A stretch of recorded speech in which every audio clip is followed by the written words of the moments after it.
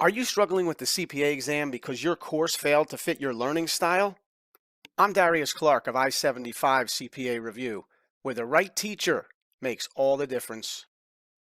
All right, let's talk a little flow charting. Because on the CPA exam, most flow charts are internal control flow charts. So we're just going to take a look at a graphic representation of the flow of documents from one department to another, showing the source flow, who created the document, and who gets a copy of it, and the final disposition of the various copies of all documents. Where are they stored? How are they stored? Because some documents are going to be stored offline, maybe in a drawer if they're paper.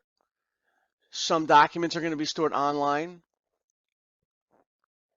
So flowchart symbols is what we got to start with. They feature an international standard of recognition, denoting a type of operation or a decision or a filing, like we just said, got to be stored, or a manual operation, or maybe a computer operation. So the symbols are what we got to start with. Flowchart symbols feature an international standard of recognition. That means wherever you go, any flowchart that you look at, the symbols mean the same thing. Unlike audit tick marks, where each audit procedure performed needs to be explained with a legend by the auditor because tick marks are not universal, flowchart symbols are universal. All right, so why a flowchart? Well, if I were doing an audit, flowcharting would be one way that I, the auditor, could document my understanding of the client's internal control. Because you have to document your understanding of a client's internal control. And if you don't want to use a flowchart to do it, you don't have to. You could document your understanding of the client's internal control in other ways, through a narrative or a questionnaire or a memorandum. But this video is dedicated to understanding flowcharting. So we're going to start with some flowchart symbols. And typically where you begin in a flowchart is with ovals. Ovals start and also end the flowchart. So the oval symbol designates start and end within a typical internal control flowchart. The end oval is sometimes referred to as the terminal symbol. Terminal means final.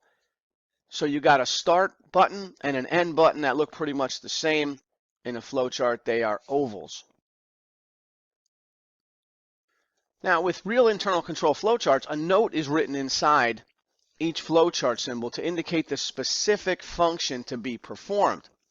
And the symbols are connected with arrows, sometimes called flow lines. But on the CPA exam, you may or may not see the notes written inside each flowchart symbol because they might ask you, hey, what does this symbol represent? Well, they're certainly not going to put the note in there every time. There might be some symbols nearby the one they're asking you about, that have notes in them, but not every single one's going to be noted. Some might be noted with a question mark. So you're going to have to determine what the symbol means. But in a flowchart that an auditor would use in the real world, there would be some kind of a note written inside the flowchart symbol to indicate a specific function to be performed. And the symbols would be connected with arrows, sometimes called flow lines. For example, you see the arrow in the middle of slide 7. That's connecting the start button to the next thing, or the first thing that's going to happen, which is entering customer information into a system. And you can see that this particular symbol means manual input. So manual input means a person keying data manually into a computer, or maybe with a barcode reader, but a person's doing this, not a machine. So in the sales department, a customer wants to place an order, and the sales department manually entering a customer number into a computer to determine customer history is an example of what this symbol could represent. Some type of manual input by a person. A person performing some input would be shown with this symbol. So a person performing some type of data entry would be shown with this symbol. Not the start button, that's an oval, but this symbol right here would be shown. That would be manual input. Now there's also manual operation. This symbol on a flowchart represents a manual operation, a job done by humans rather than by a computer. For example, in the revenue cycle under the sales department column, sales department prepares multi-copy customer sales order. That is a job function done by people. That's a manual operation. Preparation of a document by a person would be shown with this symbol.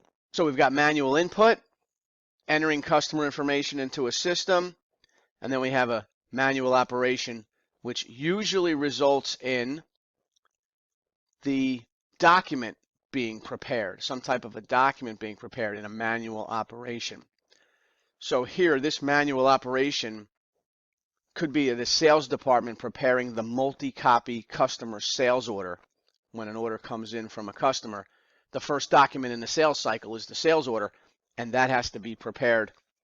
So you would see this manual operation symbol in the sales department column of the revenue cycle, and this would be a job that was done by the sales department. And then the results of that would be a multi-copy sales order.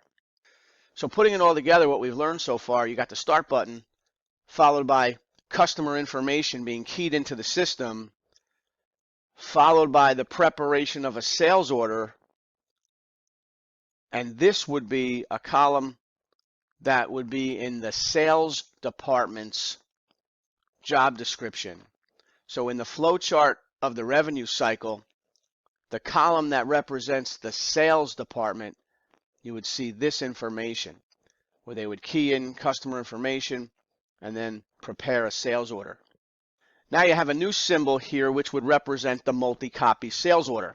See how there's 3 copies, and there could be more than 3, but you see how it shows multi-copies in 3D form there. Well, the symbol here that represents a document, this document symbol means that it can be read by a person. It's likely pre-numbered, multi-copy, because you see 3 of them there. When documents are first prepared, expect to see this symbol showing multi-copy. So now putting it all together, what we've learned so far, we got the start button, followed by customer information being keyed into the system, followed by manually preparing a sales order, and then below that is the multi-copy sales order. Multi-copies because one copy is going to go to one place in the company, another copy is going to go somewhere else within the company. So multi-copy sales order form. So notice the symbols are slightly different. Obviously the start button's an oval. Then your customer information being keyed into the system by a person, right? That's manual input. All right, let's try a multiple choice question based on what we've learned so far. All right, which of the following is represented by this symbol on a flow chart? And the answer is manually keying information into a system. Letter B. How about this one? The symbol below represents what on an internal control flow chart? And if you think you know, leave me the answer in the comments section. And remember to like and subscribe because it helps the channel out a lot. And if you need more help with flow charting or any part of the CPA audit exam, go to cpaexamtutoring.com. Get yourself on I-75, where the right teacher makes all the difference.